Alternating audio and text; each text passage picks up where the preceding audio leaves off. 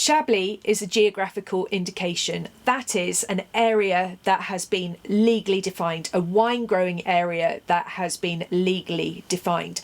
Chablis itself is in Burgundy. It's in the northern part of Burgundy, and not only has the area been legally defined, but also the grape variety that they're allowed to grow has been legally defined as well. In Chablis, they are only allowed to grow Chardonnay. Okay, so whenever you buy a bottle of Chablis, you can be 100% sure that it will have been made from the grape variety Chardonnay. Because it is in the northern part of Burgundy, Chablis has an extremely cool climate. In wine growing terms anyway, it has a cool climate, and therefore we can expect our Chardonnay to have a light body, a low level of alcohol, say about 12 to 12.5% ABV. We can expect it to have green fruit characteristics as well, green apple, pear, a little bit of citrus perhaps, and we can also expect it to have a quite high level of acidity, super mouth-watering and very refreshing. Contrary to popular belief, Chardonnay is not always oaky, and Chablis is a really good example of an unoaked Chardonnay. Because the wines are so light, because they are green fruit in flavour, it's actually doesn't really work to put them in oak. The addition of the vanilla and the sweet spice characteristics that come from an oak barrel do not gel well with the green fruit and the citrus characters in the wine. So typically, a winemaker in Chablis will choose to ferment the wine in an inert vessel such as stainless steel or concrete, for example. Perhaps some of the Grand Cru wines might be fermented in a small amount of new oak in order to add a little bit of complexity to the wines, but this is only because these wines come from superior sites where the grapes are more concentrated, the flavours of the wine become more concentrated and the body is richer, so they can handle that little bit of extra oak. Let's taste our Chablis and we will see what we think, and hopefully it will match up to those characteristics that I have just described. So today we have got the Domaine Roy Chablis. Chablis is actually split into four areas. You've got the Petit Chablis, then you've got Chablis, then you've got Premier Cru Chablis, and you've got Grand Cru Chablis. This is second tier. This is standard Chablis that we have got in this particular bottle. So as we can see here, the wine is of course white. Chardonnay is a white grape variety. It therefore makes a white wine. It is quite pale in colour, pale lemon. There's no oak to have influenced the colour, and as I explained earlier, a cool climate means a paler colour in the wine, or can mean paler colour in the wine. In terms of its aromatic intensity, let's say medium. It's not particularly pronounced, so let's say medium intensity, and let's describe the aromas in terms of, so for the primary fruit characteristics, lots of green fruit as I explained earlier, apple, pear, a bit of gooseberry perhaps as well. Then for our citrus fruit we've got some lemon, and we've got some grapefruit as well, yellow grapefruit.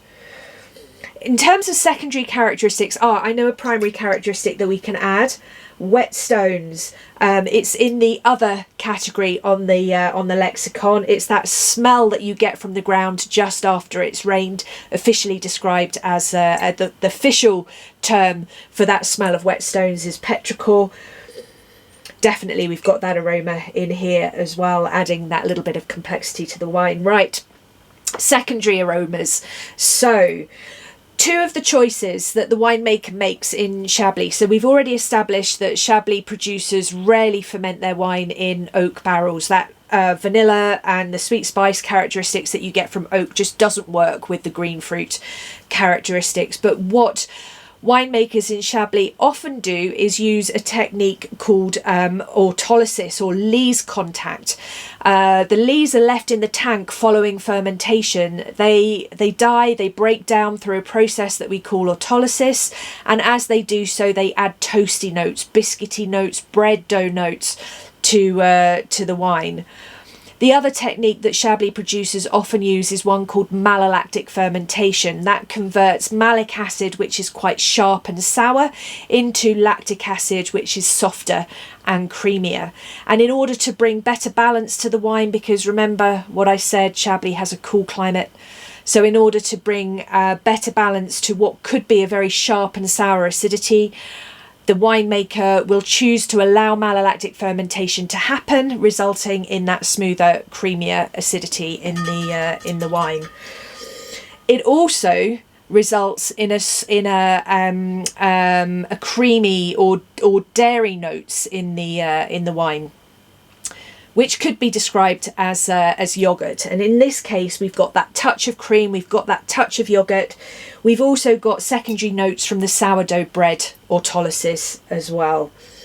Okay, so yes, we could describe that as toasted bread or bread dough from the lexicon. Okay, right, let's have a look at the palate.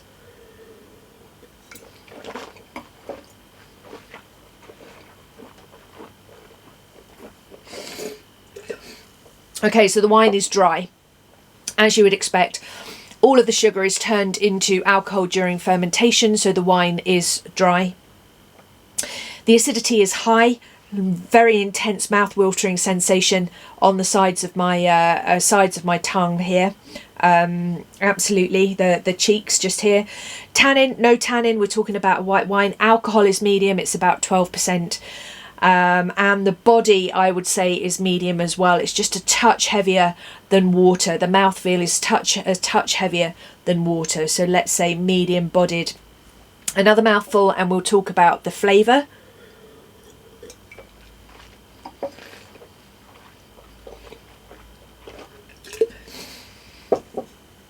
Okay, medium flavour intensity, flavour characteristics, exactly as we identified on the nose.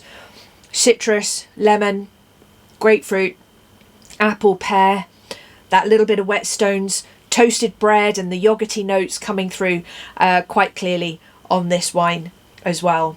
Medium finish. Now we've gathered all that information, we can draw our conclusions about the quality of this wine. Well, the intensity was just medium. It wasn't hugely complex. We covered a couple of 3 clusters maybe. So we'd got green fruit, we got citrus fruit.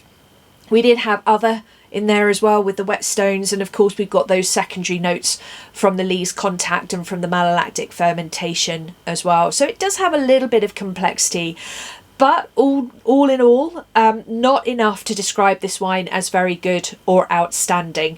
So I would describe this as good quality.